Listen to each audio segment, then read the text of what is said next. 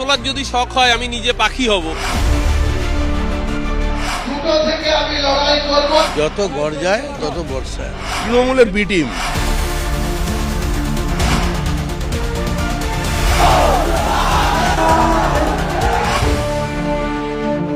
কোথায় থাকে আমার ডিটেলসটা চাই, আমি তাকে সহযোগিতা করব। এসআইআরের ধাক্কায় বেসামাল। যদি 200টা সিটে লড়ি 100টা সিট গ্যারেন্টি জিতে যাব। আপনার বাবা শিশির বাবুর ক্ষমতা থাকলে আমার গায়ে হাত দিয়ে দেবে। রাজনৈতিক মৃত্যু ঘন্টা সেদিন বাজিয়ে দিব কলকাতার ব্রিগেড। পারলে তোমরা ঠেকিয়ে নিও।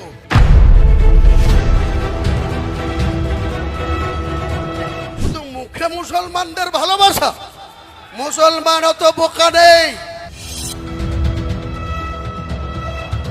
আপনি ঈদের ময়দানে গিয়ে আপনি বড় বড় হিজাব পরে ভাষণ দেবেন আর মুসলিমদের উন্নয়ন হয়ে গেল? কটা মুসলিমকে চাকরি দিয়েছেন? আপনি 6টা দপ্তরের মন্ত্রী আছেন। আমি ফিয়াদ সাহেবকে বলছি, আমার যেদিন মাথা গরম হবে সেদিন কিন্তু আপনাকে প্রয়োজন হলো ওই ব্রিগেডের সভা থেকেই লক্ষ লক্ষ লোক নিয়ে। বাবু 1996 সাল থেকে 2012 সাল শুধু 100 বার এসছেন। 100 বার শুধু আসেননি, বাড়িতে লাঞ্চ করেছেন, কখনো ডিনার করেছেন, কখনো আমার সঙ্গে খুব সুন্দর আলোচনা হয়েছে। এই পরিবেশে আমাদের রাজনীতিটা মুর্শিদাবাদে করতাম। নিয়তি কখনো কখনো মানুষের মৃত্যু দেয় অ্যাক্সিডেন্টে, কখনো কখনো কারোর সঙ্গে সম্পর্ক বিচ্ছেদ ঘটিয়ে দেয় কোনো একটা ছোট্ট কারণে। তাই অধীর বাবুর পারিবারিক কিছু সমস্যার সম্মুখীন হয়ে আমাকে 2012 সালের 16ই নভেম্বর যেদিন কংগ্রেস দলটা ছেড়েছিলাম, সেদিন আমি কংগ্রেস দলের 5টা সাহেবকে বলছি, আমার যেদিন মাথা গরম হবে সেদিন কিন্তু আপনাকে প্রয়োজন হলো ওই ব্রিগেডের সভা থেকেই লক্ষ লক্ষ লোক নিয়ে গিয়ে আপনার মেয়র অফিস ঘিরব। দেখবো আপনি কত চুমকাতে পারেন লোককে, কত আপনি ক্ষমতা দেখাতে পারেন লোককে। এসব করবেন না আমার সঙ্গে। আমি এমনি খুব ভালো, আমি এমনি সাদামাটা, এমনি মাছের ঝোল ভাত আর পুস্তুর বড়া খেয়ে আর আলু সিদ্ধ খেয়ে থাকি। তার মানে এই নয় আমার শক্তি মাপতে যাবে। আরে আমাকে প্রার্থী না দিয়ে শুভেন্দুর কথাই 22টা প্রার্থী দিয়ে 4টে জিতেছিলেন।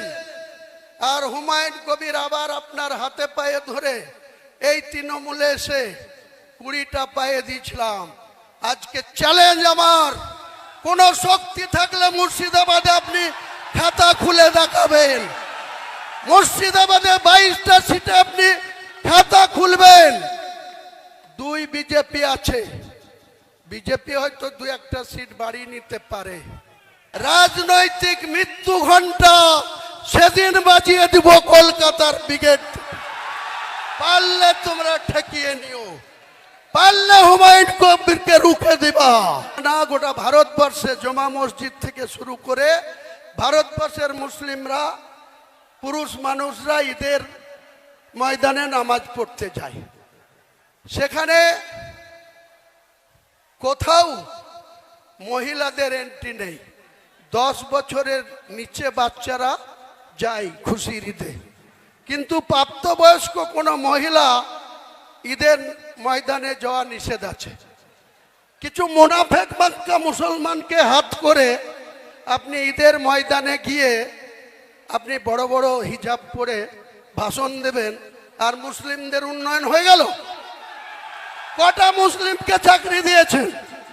আপনি 6টা দপ্তরের মন্ত্রী আছেন, 3-6 18টা প্রতি বছর আপনি চাকরি দিতে পারেন।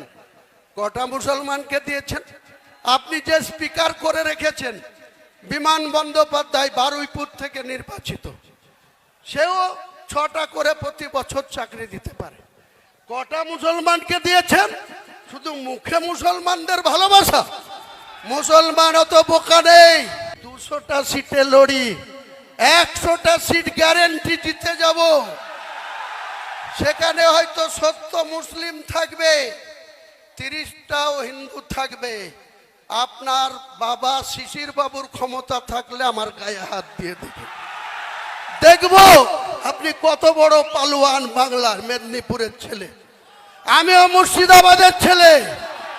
আমাকে এক আঙুল দেখালে আপনাকে 2 আঙুল দেখাবো। রাজনৈতিকভাবে চ্যালেঞ্জ আপনি অ্যাকসেপ্ট করুন। অনেক শুনেছি আপনি সাংবিধানিক চেয়ারে ওত নিয়ে লিডার অফ দ্য অপোজিশন হয়ে আপনি বলবেন আমি হিন্দুদের জনপ্রতিনিধি। এটা সংবিধানে যদি 200টা সিটে লড়ি, 100টা সিট গ্যারেন্টি জিতে যাব। আপনার বাবা শিশির বাবুর ক্ষমতা থাকলে আমার গায়ে হাত দিয়ে দেখুন। রাজনৈতিক মৃত্যু ঘণ্টা সেদিন বাজিয়ে দিব কলকাতার ব্রিগেড। পারলে তোমরা ঠেকিয়ে নিও।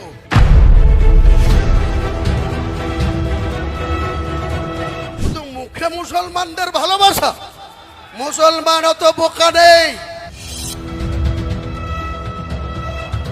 আপনি ঈদের ময়দানে গিয়ে আপনি বড় বড় হিজাব পরে ভাষণ দেবেন আর মুসলিমদের উন্নয়ন হয়ে গেল? কটা মুসলিমকে চাকরি দিয়েছেন? আপনি 6টা দপ্তরের মন্ত্রী আছেন। আমি ফিয়াদ সাহেবকে বলছি, আমার যেদিন মাথা গরম হবে সেদিন কিন্তু আপনাকে প্রয়োজন হলো ওই ব্রিগেডের সভা থেকেই লক্ষ লক্ষ লোক নিয়ে। বাবু 1996 সাল থেকে 2012 সাল শুধু 100 বার এসছেন। 100 বার শুধু আসেননি, বাড়িতে লাঞ্চ করেছেন, কখনো ডিনার করেছেন, কখনো আমার সঙ্গে খুব সুন্দর আলোচনা হয়েছে। এই পরিবেশে আমাদের রাজনীতিটা মুর্শিদাবাদে করতাম। নিয়তি কখনো কখনো মানুষের মৃত্যু দেয় অ্যাক্সিডেন্টে, কখনো কখনো কারোর সঙ্গে সম্পর্ক বিচ্ছেদ ঘটিয়ে দেয় কোনো একটা ছোট্ট কারণে।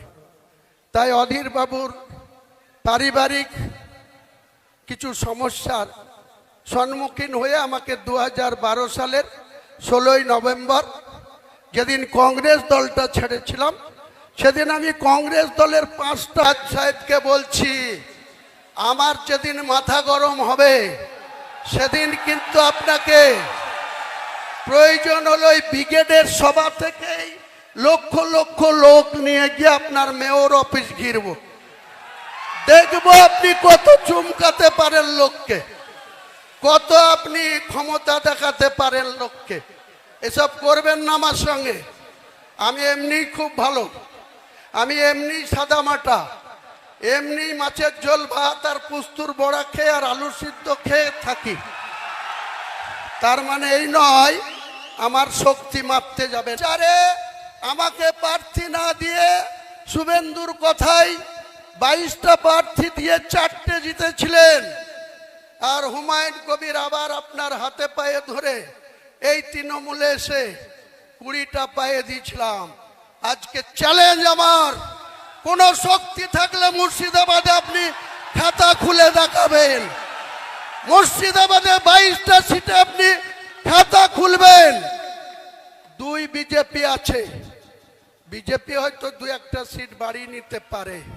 রাজনৈতিক মৃত্যু ঘণ্টা সেদিন বাজিয়ে দিব কলকাতার ব্রিগেড। পারলে তোমরা ঠেকিয়ে নিও, পারলে হুমায়ুন কবিরকে রুখে দিবা না। গোটা ভারতবর্ষে জমা মসজিদ থেকে শুরু করে ভারতবর্ষের মুসলিমরা, পুরুষ মানুষরা ঈদের ময়দানে নামাজ পড়তে যায়। সেখানে কোথাও মহিলাদের এন্ট্রি নেই। 10 বছরের নিচে বাচ্চারা যায় খুশির ঈদে, কিন্তু প্রাপ্তবয়স্ক কোনো মহিলা ঈদের ময়দানে যাওয়া নিষেধ আছে। কিছু মুনাফেক মাক্কা মুসলমানকে হাত করে আপনি ঈদের ময়দানে গিয়ে আপনি বড় বড় হিজাব পরে ভাষণ দেবেন আর মুসলিমদের উন্নয়ন হয়ে গেল? কটা মুসলিমকে চাকরি দিয়েছেন?